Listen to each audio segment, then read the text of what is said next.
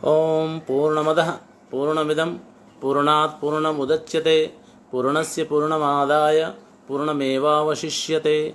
ओम शांति शांति शांति।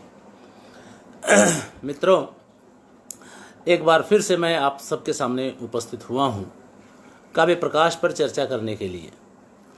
एक बार फिर मैं संस्कृत भारती के अधिकारियों और आयोजकों का आभार मानता हूँ कि उन्होंने हमको इस विषय के लिए भी चुना।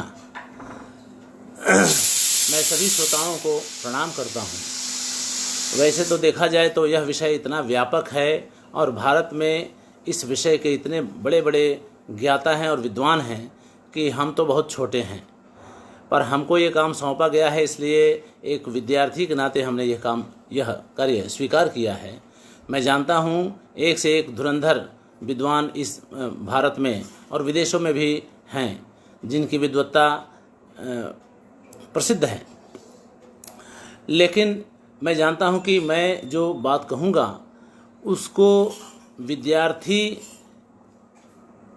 ज़्यादा उपयोगी समझेंगे और विद्वानों के लिए भी होगा, क्योंकि वादे वादे जायते तत्वबोधा। मैं कोई नई बात नहीं कहने जा रहा हूँ। काव्य प्रकाश पर 48 टीकाएँ हैं। इतने सारे टीकाएँ किसी एक अलंकार शास्त्रीय ग्रंथ पर नहीं लिखी गई हैं।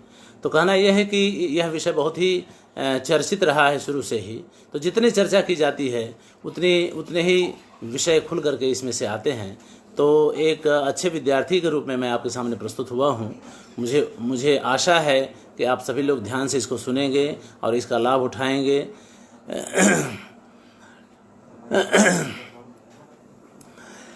काव्य प्रकाश मम्मट का जो ग्रंथ है, इसमें हम प्रवेश करें उसके पहले थोड़ी पृष्ठभूमि के रूप में हम अलंकार शास्त्र की परंपराओं का जरा विहंगावलोकन कर लें। मुझे ये आवश्यक लगता है, इसलिए मुझे लगा कि मैं कहूँ इस बात को। तो सबसे पहले तो इसका नामकरण क्या हुआ या कैसे चला देखें तो इसका भामह ने काव्य अलंकार सबसे पहले इसका प्रयोग किया। वैसे तो उसके पहले भरत मुनि थे तो उन्होंने नाट्यशास्त्र अपने ग्रंथ का नाम दिया था नाट्यशास्त्र, लेकिन काव्य के रूप में काव्य अलंकार नाम भामह ने दिया, काव्य अलंकार सार संग्रह उद्भट ने दिया, काव्य अलंकार रुद्रट ने और काव्य अलंकार सूत्र वामन ने कहा। यहाँ काव्य अलंकार शब्द में जो दो शब्द हैं काव्य और अलंकार, तो इसमें काव्य का अलंकार यानी काव्य में जो अलंकार उपमा आदि जो अलंकार होते हैं उससे यहाँ अभिप्राय नहीं है। यहाँ पर अलंकार का मतलब कि उपमा आदि के अलावा अन्य तत्व भी जो शोभादायक हैं काव्य के, उनका भी इसमें समावेश हो जाता है अलंकार के अर्थ में। और वो है जैसे रस है, गुण है, ध्वनि है, रीति है, इन सब का भी अर्थ अलंकार में समाविष्ट हो जाता है। तो जब हम काव्य अलंकार कहते हैं तो अर्थ होता है काव्य के सभी शोभादायक धर्मों का, इसमें धर्मों का अध्ययन या धर्मों की चर्चा जिसमें है वो। तो काव्य सौंदर्य इस अर्थ में काव्य अलंकार शब्द का प्रयोग किया जाता है। अब ये तो हुआ अलंकार और दूसरा है शास्त्र। अब शास्त्र शब्द को आप जानते हैं शास्त्र धातु से बना है। तो शास्त्र धातु के दो अर्थ होते हैं। शासनात् इति शास्त्रम, शासनात् शास्त्रम, यानी जो शासन करे। अब शासन का मतलब होता है कि जो विधि और निषेध बताए या जो प्रवृत्ति और निवृत्ति कराने वाला हो उसको शास्त्र कहा जाता है। यानी ऐसा करो ऐसा मत करो, ये नियम है और ये नियम नहीं है, इस तरह का विधान करने वाला शास्त्र कहलाता है। अब यह अर्थ जो है का अलंकार शास्त्र में जो शास्त्र का अर्थ है उसमें फिट नहीं बैठेगा। यहाँ पर दूसरा अर्थ होता है वह है शंसनात् शास्त्रम, जो प्रतिपादन करे वो भी शास्त्र होता है। तो काव्य के मामले में, अलंकार शास्त्र के मामले में जो शास्त्र शब्द है वो हो शंसनात् शास्त्रम, यानी प्रतिपादन करने वाला जो शास्त्र है उसको शास्त्र, वह अर्थ यहाँ अपेक्षित है। तो ये हमें समझना चाहिए। तो अलंकार शास्त्र जब हम कहते हैं तो अलंकार का प्रतिपादन करने वाला शास्त्र होता है। इसके लिए एक और शब्द का प्रयोग किया जाता है साहित्य। आप जानते हैं साहित्य शब्द बहुत, साहित्य शास्त्र भी कहा जाता है, आगे चल के इसका उल्लेख होगा। अब साहित्य का मतलब क्या हुआ? तो साहित्यस्य भावः साहित्यम। अब तो फिर सहित का मतलब क्या हुआ? सहित यानी जो साथ में है। अब इसके लिए अब साहित्य जो है भाववाचक संज्ञा है साहित्य शब्द का, और विश्वनाथ ने भी अपने ग्रंथ का नाम साहित्य दर्पण रखा है, इसलिए साहित्य शास्त्र नामकरण की भी एक परंपरा रही है। हम इस पर भी आगे चर्चा करेंगे। रुयक ने अपने ग्रंथ का नाम साहित्य मीमांसा रखा है, इसलिए साहित्य शब्द अलंकार शास्त्र के लिए प्रसिद्ध रहा है। इसको काव्य तो कहते ही हैं। अब आगे देखेंगे कि साहित्य शब्द का अलंकार शास्त्र में क्या मतलब है। वो सहिष्णुता यानी सहिष्णुता का जो भाव है, वो सहिष्णुता का भाव यहाँ कैसे लागू पड़ता है, तो हमें और कहीं जाने की ज़रूरत नहीं है। वक्रोक्त जीवितकार कुंतक ने इसकी बड़ी अच्छी परिभाषा दी है। हम बताते, अब सहिष्णुता तो साहित्य का मतलब सहितस्य भाव साहित्यम कह दिया, लेकिन किसके सहित का भाव, तो कह रहे हैं कि शब्द और अर्थ के सहित का भाव, दैट इज शब्द और अर्थ का साहित्य काव्य साहित्य है। साहित्यम अनयोः शोभाशालितां प्रति कापि असौ अन्यूनातिरिक्तत्व मनोहारिणी अवस्थिति।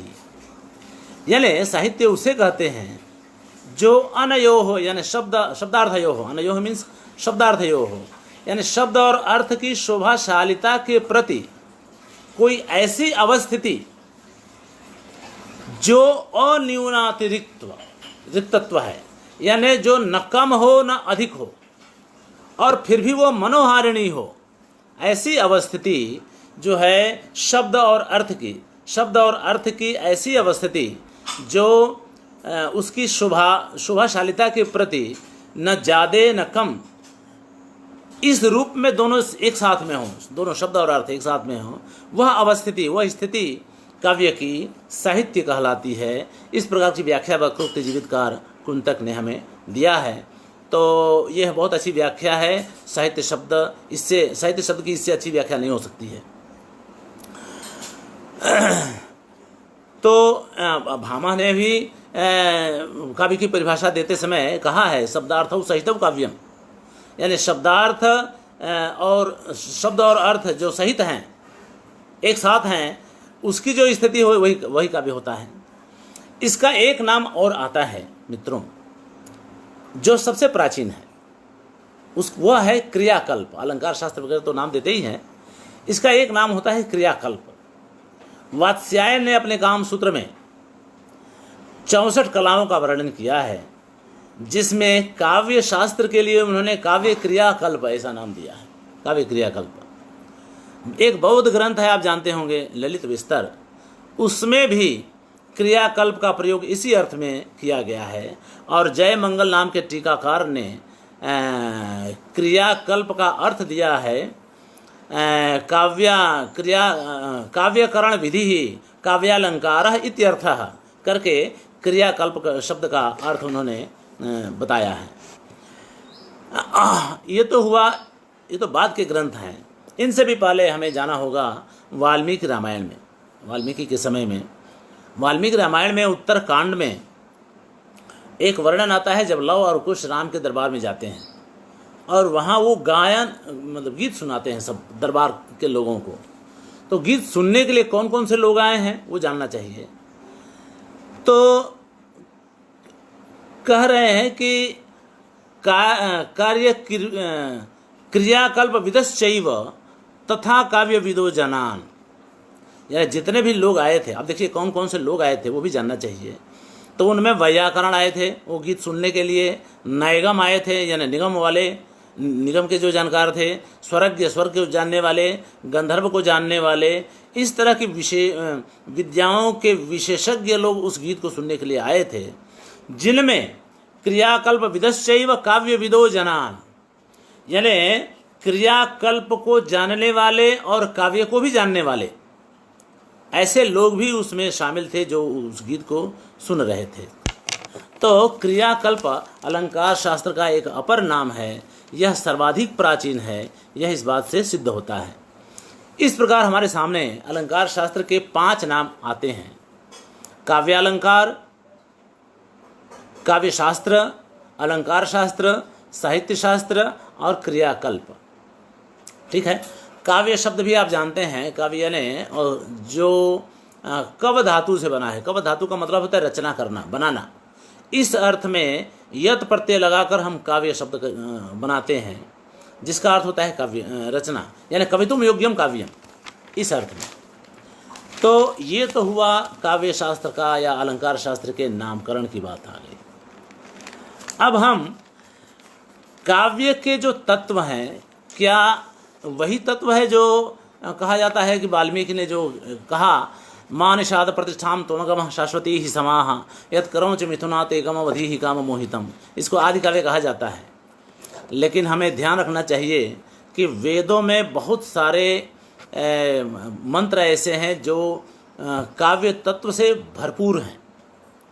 और ऐसे तो देखा जाए तो ऋषियों को कवि भी कहा जाता है, जो कहते हैं ना ऋषि मंत्र दृष्टा रहा, तो भाई मंत्र के दृष्टा तो हैं ही, साथ साथ वो कवि भी हैं, ये कहा जाता है। तो ऋषि जो है कवि भी हैं, तो ये तो यही सिद्ध हो गया कि भाई उनकी जो रचना होगी वो काव्य हो जाएगी। लेकिन इसके अलावा हम देखते हैं कि वेदों में वेदों का अध्ययन करने के लिए 6 शास्त्रों का जो विकास हुआ, उसमें अलंकार शास्त्र या काव्य शास्त्र जैसा कोई शास्त्रीय ग्रंथ विकसित नहीं हुआ। हम जानते हैं उसके 6 अंग हैं वेद के। वेद का अध्ययन करने के लिए 6 अंगों का अध्ययन जरूरी होता है। कहा गया है, छंदः पादौ तु वेदस्य हस्तौ कल्पोथ पठ्यते ज्योतिषामैनं चक्षुर्निरुक्तं श्रोत्रम् उच्यते शिक्षा घ्राणं तु वेदस्य मुखम व्याकरण में स्मृतम तस्मात् संगम अधीत्यैव ब्रह्मलोके महीयते। तो इसमें अब कहीं पर भी अलंकार शास्त्र नहीं आता है। लेकिन काव्य के तत्व इस वेद में बहुत सारे मिलते हैं। उसमें एक वेद के मंत्रों का अर्थघटन करते समय एक युक्ति अपनाई जाती है, जिसके लिए कहा जाता है बहुभक्तिवादीन ही ब्राह्मण वचनानि भवन्ति, यानी ब्राह्मणों के वचन बहुभक्तिवादी होते हैं। अब भक्ति का मतलब यहाँ लाक्षणिक प्रयोग वेद में बहुत होते हैं। वह काव्य का तत्व है, आप जानते हैं सभी। तो इसलिए वेद को देव का अमर काव्य कहा जाता है। कवि ऋषियों को तो कवि कहा जाता ही है। इसलिए अब वेद एक काव्य है, ये मान के हम चलें, और ये सिद्ध होता है, स्थापित हो चुका है। वेदों में रस, गुण, रीति, अलंकार आदि का भी प्रयोग खूब देखा जाता है। एक उदाहरण हम आपको बताएंगे ऋग्वेद से। उतत्वः पश्यन् न ददर्श वाचम उतत्वः शृण्वन् न शृणोति एनाम उतत्वस्मै तन्वं विसस्रे जाएव पत्ये उशती सुवासा। ऋग्वेद का ये 10वें मंडल का 71वें अनुच्छेद का 4था मंत्र है। काव्य में वाणी को कुछ लोग देखते हुए भी नहीं देख पाते हैं।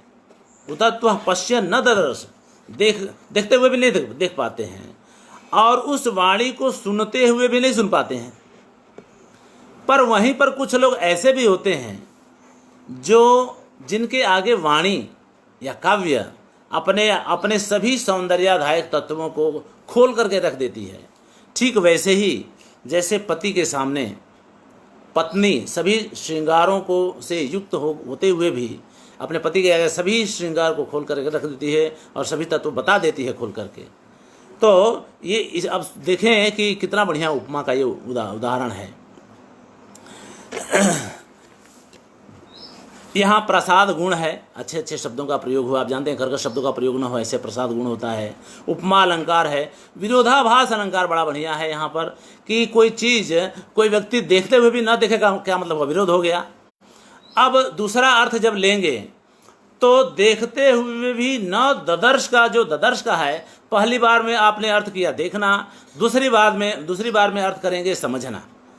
तो पहला अर्थ लिया, पश्चिम का अर्थ लिया कि काव्य को देखते हुए भी जो समझ ना पाए, ऐसे कुछ लोग होते हैं।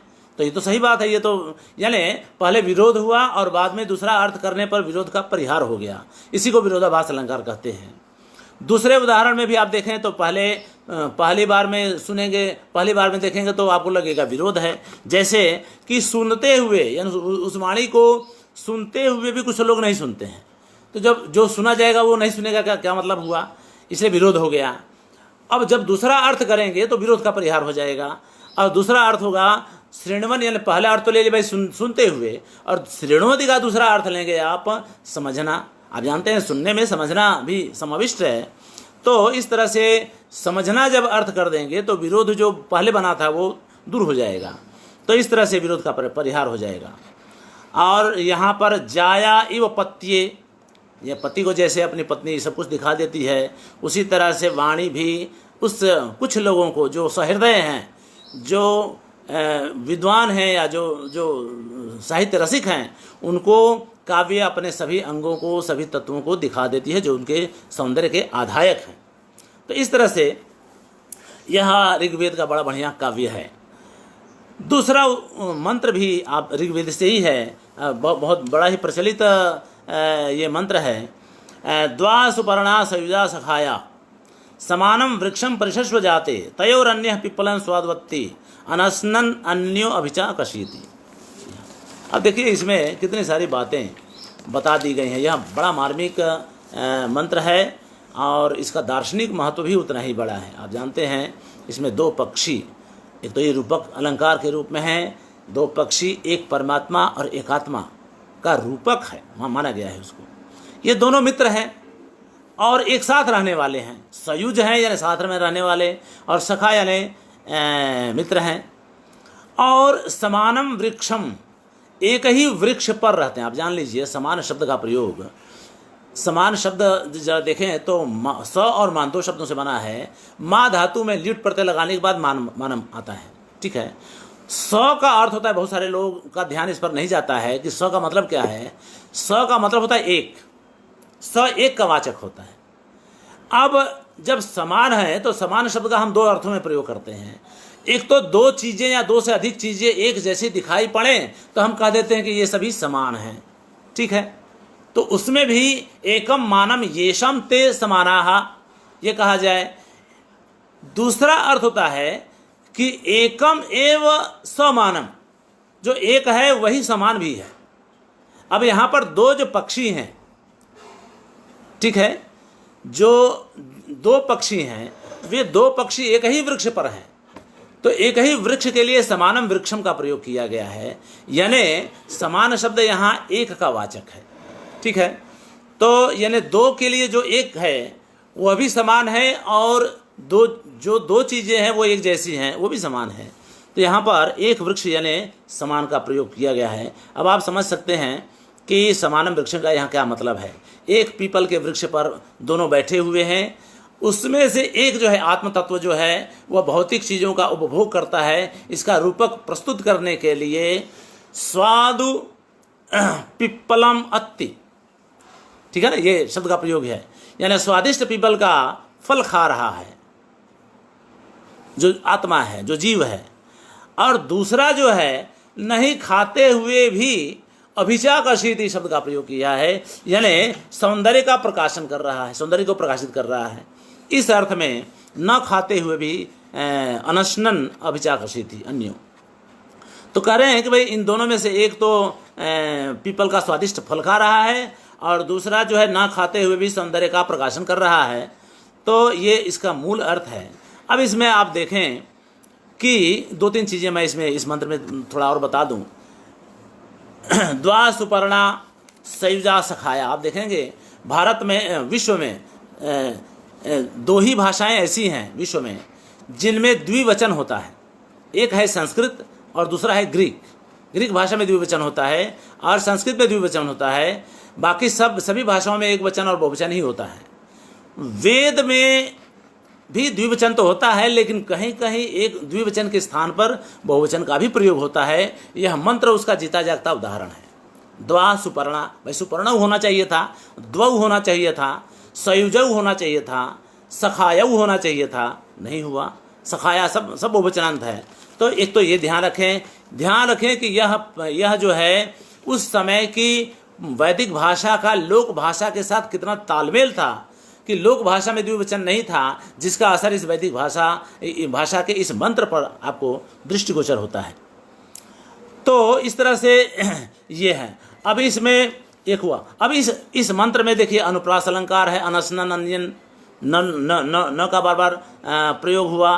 विभावना अलंकार, विशेषोक्ति अलंकार, आप जानते हैं ना कि अनशन अन्य, भाई जो आदमी खाएगा नहीं वो सौंदर्य का प्रकाशन कैसे करेगा। आप बिना खाए पुष्ट नहीं रहेंगे तो आपका शरीर सुंदर नहीं लगेगा।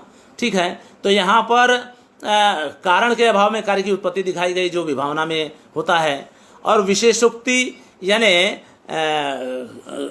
कारण तो हो लेकिन कार्य दिखाई ना पड़े, तो यानी खाने रूप कारण की अनुपस्थिति है और अभिचाकसिति यानी सौंदर्य प्रकाशन रूप कार्य की उपस्थिति है, इसलिए विशेषोक्ति अलंकार भी यहाँ सिद्ध हो जाता है। रूपक अलंकार तो है ही, द्वा सुपर्णा, सुपर्ण शब्द जो है रूपक है उस परमात्मा और आत्मा का। तो इस तरह से यहाँ पर ये अलंकार सिद्ध हो जाते हैं। अब आगे ये तो हुई वेद की बात। देखिए वेद में और भी मंत्र हैं जिनका हम अलंकार शास्त्रीय दृष्टि से मूल्यांकन कर सकते हैं, विश्लेषण कर सकते हैं। उतना समय नहीं है, हम आगे बढ़ते हैं, वेदांग पे आते हैं। तो वेदांग में 2 ऐसे वेदांग हैं जिनमें हम काव्य शास्त्रीय तत्वों का अन्वेषण कर सकते हैं। पहला है निरुक्त शास्त्र।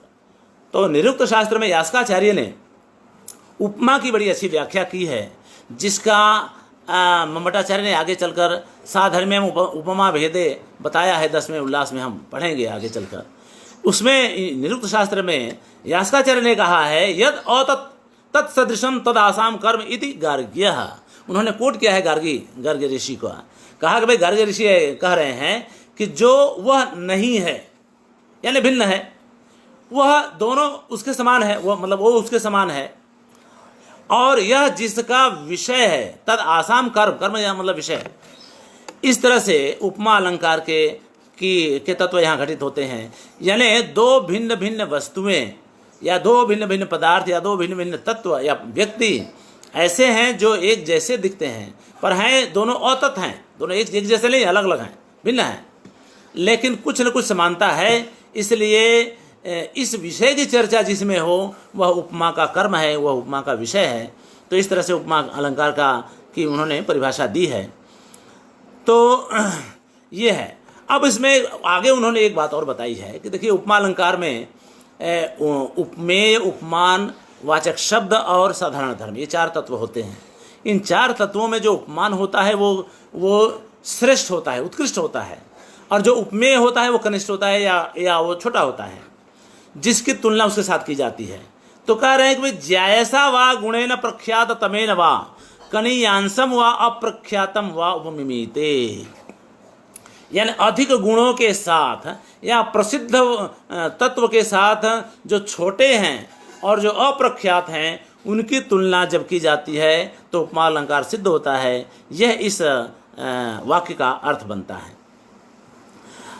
अब आगे कहते हैं अथापि कनियसा ज्यायांसम। अब आगे अथवा तो छोटे को उपमान बना करके बड़े को उपमेय बना करके जब तुलना की जाती है तब भी वह उपमा का विषय बनता है। ये बात वहाँ कहते हैं। आपके ध्यान के लिए मैं बता दूं, अगर ऐसी स्थिति आज हो तो मम्मटाचार्य वगैरह ने इसको व्यतिरेक अलंकार कहा है, जहाँ पर उपमेय उत्कृष्ट दिखाई पड़े या दिखाया जाए और उपमान कनिष्ठ दिखाया जाए तो वहाँ व्यतिरेक अलंकार होता है। चलिए अब आगे बढ़ते हैं। अब दूसरा वेदांग है व्याकरण। ये तो हुआ निरुक्त शास्त्र में 2 बातें आ गई। व्याकरण में तो पाणिनि ने उपमा के सभी तत्वों का, देखिए जब हम शास्त्र की बात करते हैं तो उपमा अलंकार की बात आती है।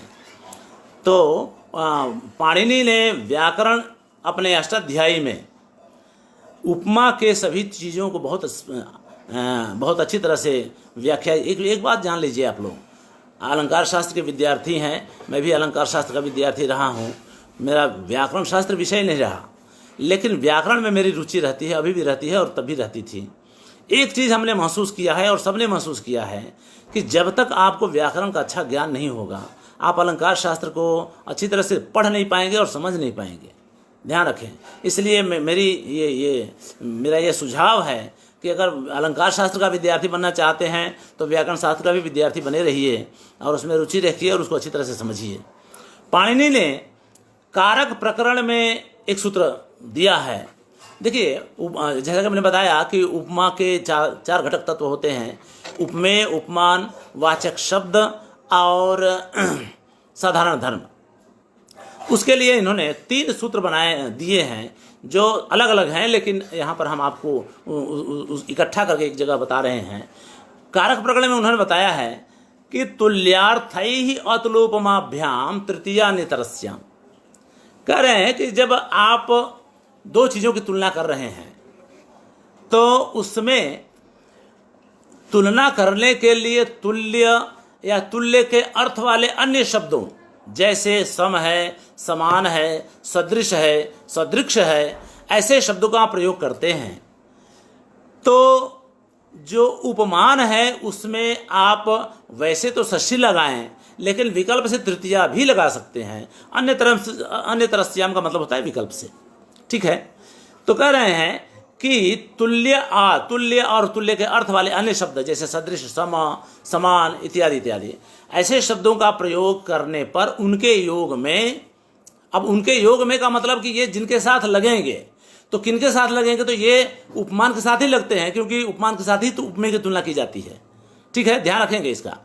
तो उपमेय में षष्ठी विभक्ति आमतौर पर लगाई जाती है, लेकिन यहाँ पाणिनि कहते हैं कि विकल्प से तृतीया विभक्ति भी लगाई जा सकती है, बशर्ते, ध्यान रखें आप, वहाँ एक कंडीशन लगाते हैं, शर्त लगाते हैं कि उस मतलब तुलनात्मक वाक्य में जो जिसमें तुलना की जा रही हो या जिसमें समानता दिखाई जा रही हो, उसमें तुला और उपमा शब्दों का प्रयोग नहीं होना चाहिए। ध्यान रखें, अगर तुला और उपमा शब्दों का प्रयोग करेंगे तब तृतीया नहीं लगा सकते हैं, षष्ठी लगाइए। जैसे रामस्य तुला नास्ति या लक्ष्मणस्य उपमा नास्ति, ऐसा करके तब आप ये नहीं कर सकते हैं कि रामेण तुला नास्ति, ऐसा नहीं बोल सकते हैं आप, ये गलत हो जाएगा। उसी तरह से लक्ष्मणेन उपमा नास्ति, ऐसा भी नहीं बोल सकते हैं आप, तृतीया वहाँ नहीं आएगी, केवल षष्ठी आएगी। ध्यान रखें, ठीक है। तो ये तो हुआ कारक प्रकरण में उन्होंने तुल्य जो वाचक शब्द है, आप ध्यान रखें, वाचक शब्द के रूप में हमारे सामने कुछ तो अव्यय आते हैं और कुछ ऐसे शब्द आते हैं जो उपमान का विशेषण बनते हैं, उपमेय का विशेषण बनते हैं। ठीक है, तो अब इसकी चर्चा तो उपमा के समय में हम करेंगे, लेकिन यहाँ पर पाणिनि ने स्पष्ट उल्लेख कर दिया है वाचक शब्दों का। ठीक है, अब समास प्रकरण में दूसरी जगह समास प्रकरण में पाणिनि ने उपमेय, उपमान आदि के साथ का वर्णन उन्होंने बड़ी अच्छी तरह से किया है। आप जानते हैं समास में सबसे बड़ा समास, वैसे तो समास 4 ही होते हैं, अव्ययी भाव समास, तत्पुरुष समास, द्वंद्व समास और बहुब्रीहि समास, यही होते हैं। कर्मधारय और द्विगु तो तत्पुरुष समास के अंग हैं, इसलिए उनको मिला करके हम 6 समास कहते हैं। बाकी मूल रूप से समास 4 ही होते हैं। इसमें भी अभी सभी समासों की चर्चा करें तो उसमें सबसे बड़ा समास तत्पुरुष समास होता है। अब तत्पुरुष समास दो तरह का होता है, एक समानाधिकरण तत्पुरुष और व्यधिकरण तत्पुरुष समास। ठीक है, और बाद में आगे चल के प्रादि तत्पुरुष और गति तत्पुरुष, मयूरवंशक आदि भेद प्रभेद तो बनते हैं आगे, उस पर अब यहाँ वो चर्चा का विषय नहीं है। यहाँ पर हम कर्मधारय समास की बात कहेंगे आपके साथ, जिसके प्रकरण में पाणिनि ने 2 सूत्र बनाए हैं, उपमानानि सामान्य वचनैहि, और दूसरा सूत्र बताया है उपमितम व्याघ्रादि भी सामान्य अप्रयोगे। तो पहले में देखिए, कर्मधारय समास में कर्मधारय समानाधिकरण तत्पुरुष का एक भेद है, मतलब समानाधिकरण तत्पुरुष में 2 भेद होते हैं, एक कर्मधारय और दूसरा द्विगु। तो कर्मधारय में ये बात आती है, तो कर्मधारय में कहते हैं कि उपमान पूर्व पद तत्पुरुष समास। ठीक है, अब उसकी व्याख्या वो कह रहे हैं कि भाई देखिए, उपमान का प्रयोग कीजिए और बाद में सामान्य वचन का भी प्रयोग कीजिए। सामान्य प्रयोग का मतलब यहाँ साधारण धर्म, जैसे कुशल है, उन्नत है, ठीक है, सुंदरम है, वगैरह वगैरह जो साधारण धर्म होते हैं उनका प्रयोग कीजिए। जैसे घनैव श्यामः इति घनश्यामः। अब यहाँ आप देखिए, व्यक्ति तो क्षमा करेंगे, व्यक्ति तो विष्णु है या कृष्ण है, उनके लिए घनश्याम शब्द का प्रयोग किया जाता है। तो वो हैं कैसे, तो कह रहे हैं कि जैसे घन श्याम होता है, यानी बादल जैसे जो श्याम है वो है। इसमें आपने देखा कि उपमान जो है घन घन हो गया और श्याम जो है साधारण धर्म हो गया। ठीक है, तो उपमान का प्रयोग साधारण धर्म के साथ प्रयोग करके दोनों का समास बना दिया गया और कर्मधारय समास बनाया गया, जिसको हम कहते हैं उपमान पूर्वपद, तत्पुरुष, कर्मधारय वगैरह वगैरह जो भी आप कहें। तो एक तो ये हो गया। दूसरा है उपमितम व्याघ्रादि भी सामान्य अप्रयोगे। देखिए ये दूसरी बात करते, इसमें है कि उपमान उत्तर पद कर्मधारय तत्पुरुष। ठीक है, ये उसका आजकल की भाषा में उसको नाम देते हैं। यानी कहते हैं भाई जिस जो उपमित है, यानी उपमेय, उपमेय मतलब उपमेय, ध्यान रखिए यहाँ उपमित शब्द का प्रयोग उन्होंने पाणिनि ने उपमेय के अर्थ में किया है। सामान्य व्याघ्रादि भी उपमान ही, यानी उपमेय और उपमान का तो प्रयोग करेंगे लेकिन साधारण धर्म का प्रयोग नहीं करेंगे। ठीक है, अब यहाँ पर उपमा अलंकार का ये अंग है। जैसे मान लीजिए पुरुष व्याघ्र, तो पुरुष का प्रयोग किया, जो वर्ण्य विषय है वही उपमेय है, और वह पुरुष बाघ जैसा है, शक्तिशाली या वीर है, तो पुरुष व्याघ्र आपने शब्द तो कह दिया। तो इसमें उपमानोत्तर पद कर्मधारय समास बनता है, जिसके लिए पाणिनि ने यह सूत्र बनाया था। तो कहना यह है कि पाणिनि ने भी उपमा अलंकार का यह प्रयोग किया, जो काव्यशास्त्र का विषय है और तथ्य है। जानते हैं उपमा के 25 भेद होते हैं। एक बार ध्यान रखिए, जब तक व्याकरण आप नहीं पढ़ेंगे उपमा के सभी भेदों को अच्छी तरह से नहीं पढ़ पाएंगे। मैं तो कहता हूँ कि उपमा का जो बेसिक उदाहरण है मुखम कमलम इव सुंदरम अस्ति, इसको भी जब तक आप व्याकरण नहीं जानेंगे नहीं समझ सकते हैं। क्योंकि जब श्रौती उपमा में, जैसे अभी हमने वाक्य बोला वो श्रौती उपमा है, तो इसमें इव शब्द का उपमान के साथ नित्य समास होता है। यानी इव शब्द को आप उपमान के साथ ही रख सकते हैं, इधर उधर नहीं रख सकते हैं, ध्यान रखिए, इसलिए वहां पर नित्य समास कहा जाता है। तो जब तक इन सब चीज़ों को आप नहीं समझेंगे, आप उपमा को अच्छी तरह से नहीं समझते हैं। उपमा के 25 भेद होते हैं। श्रौती उपमा उसी में आती है। आप देखिए श्रौती उपमा में भी और आर्थी उपमा में भी बहुत लंबी चर्चा है, उसमें भी व्याकरण की बहुत ज़रूरत है, बहुत आवश्यकता है। वति प्रत्यय का एक उदाहरण मैं दे दूंगा, मुझे आगे चलना है। तो वत प्रत्यय है। अब वत प्रत्यय में देखिए श्रौती उपमा में भी वत प्रत्यय लगता है, ध्यान रखिएगा, और आर्थी उपमा में भी वत प्रत्यय लगता है। तो वत प्रत्यय का भेद कैसे करेंगे? जब वत प्रत्यय लगने पर श्रौती भी बन सकती है और आर्थी भी बनेगी, तो आप भेद कैसे करेंगे दोनों में? तो कह रहे हैं कि वत प्रत्यय को अगर क्रिया के साथ जोड़ेंगे तो आर्थी उपमा होगी, ठीक है, और गुण के साथ जोड़ेंगे तो श्रौती उपमा हो जाएगी।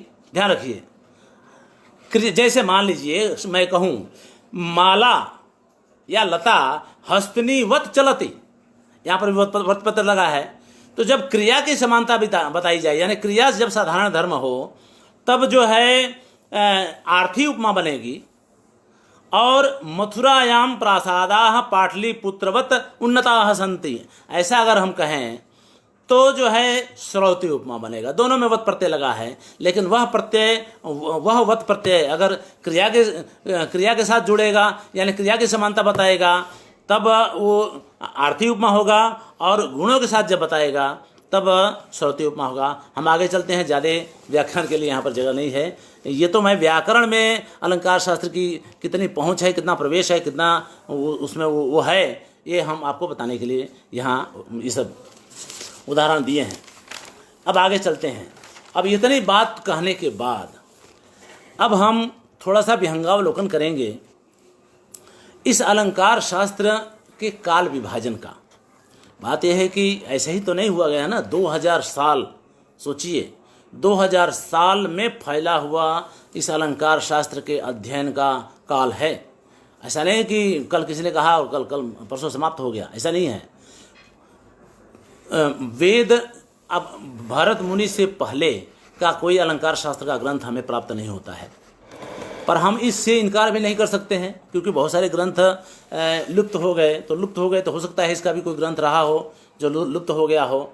विषय के रूप में तो आप देख ही रहे हैं, वाल्मीकि का उदाहरण हमने आपको दिया, क्रियाकल्पविद, तो वो रहा होगा। कौन जाने, लेकिन नहीं है तो अभी तक तो हम अब नहीं मानेंगे। लेकिन प्रारंभिक काल का जो एक विभाजन हम करते हैं तो कह रहे हैं भाई अज्ञात काल से 6ठी शताब्दी ईस्वी सन तक, यानी तब वो समय भामह का है, तो तब तक ये प्रारंभिक काल माना जाता है, जिसमें 2 आचार्य आते हैं मुख्य रूप से, जिनका ग्रंथ हमें प्राप्त होता है, भरत मुनि और भामह। भरत मुनि और भामह। और भरत मुनि के का जो ग्रंथ है नाट्यशास्त्र, उसके 2 टीकाकार भी इसी बीच में आते हैं, मेधावी रुद्र उनकी टीका है, लेकिन वो टीका भी हमें प्राप्त नहीं होती है। और भामह है उनका ग्रंथ है काव्यालंकार, मैंने पहले भी चर्चा की, और उसमें उन्होंने 38 अलंकारों का उल्लेख किया है। बस इतनी ही बात है।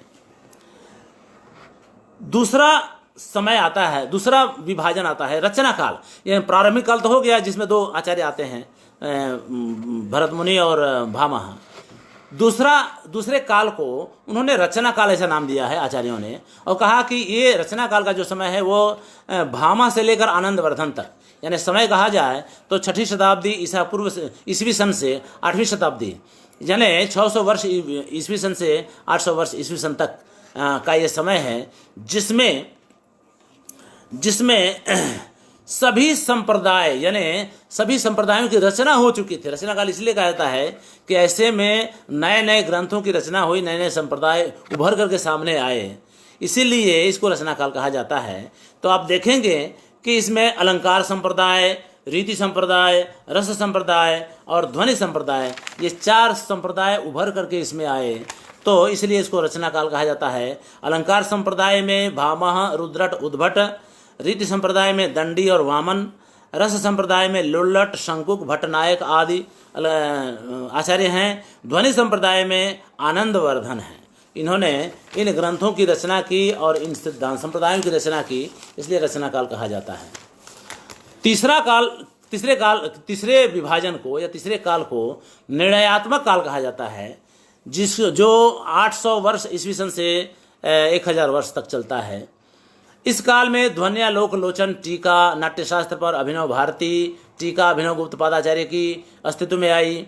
वक्रोक्त जीवितकार कुंतक, व्यक्ति विवेककार महिम भट्ट, रुद्र भट्ट, भोजराज, धनिक, धनंजय वगैरह आचार्य इस काल के प्रमुख आचार्य हैं।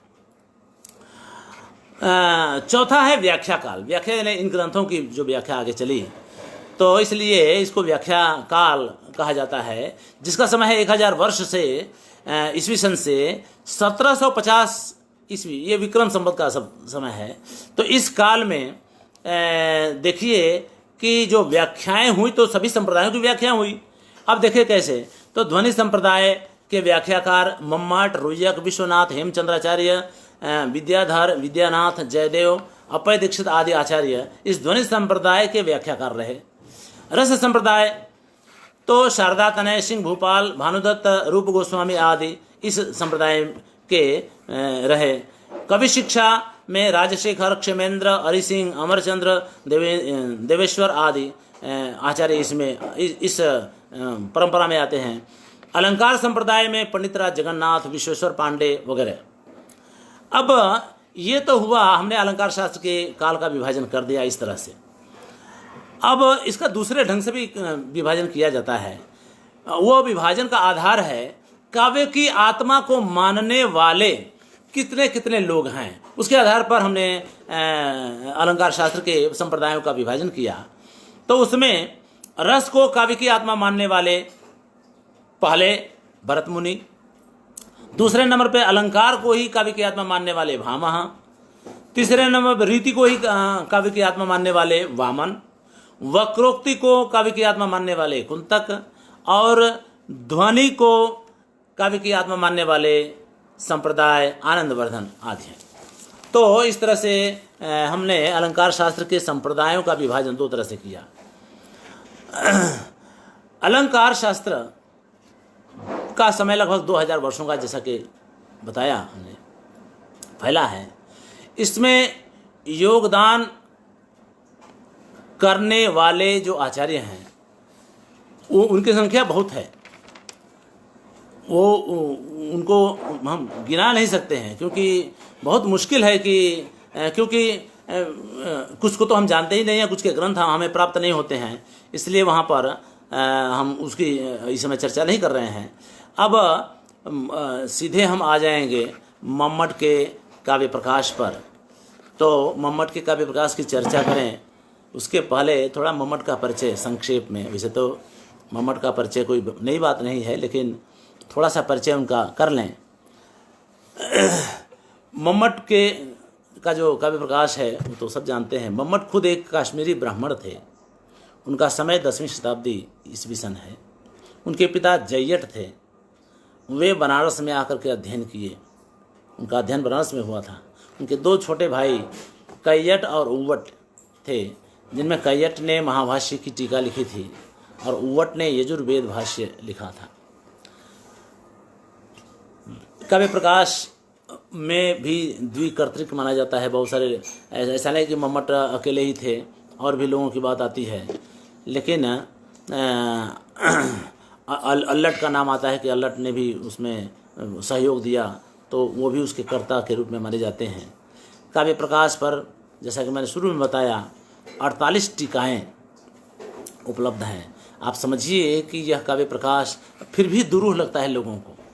इसमें जैनाचार्यों की ने भी खूब टीकाएँ लिखी हैं। तो काव्य प्रकाश की इतनी टीकाओं से ही आप समझ सकते हैं कि यह काव्य प्रकाश कितना लोकप्रिय था। तब भी और आज भी बहुत लोकप्रिय है। कोई भी भारत की कोई भी यूनिवर्सिटी ऐसी नहीं है जिसमें संस्कृत विषय पढ़ाया जाता हो और मम्मट का काव्य प्रकाश न पढ़ाया जाता हो। इसलिए मैं बहुत भाग्यशाली हूँ इस विषय पर अपना व्याख्यान देने के लिए। संस्कृत भारती का मैं फिर से बहुत बहुत आभार मानता हूँ। तो मुझे लगता है कि आज इतना ही रखें। कल से हम जो है काव्य प्रकाश में पहली कारिका से शुरुआत करेंगे। मुझे लगता है आज इतना थोड़ा विहंगावलोकन हमने आपका कराया। अब कल से इस विषय पर हम चर्चा करेंगे। धन्यवाद।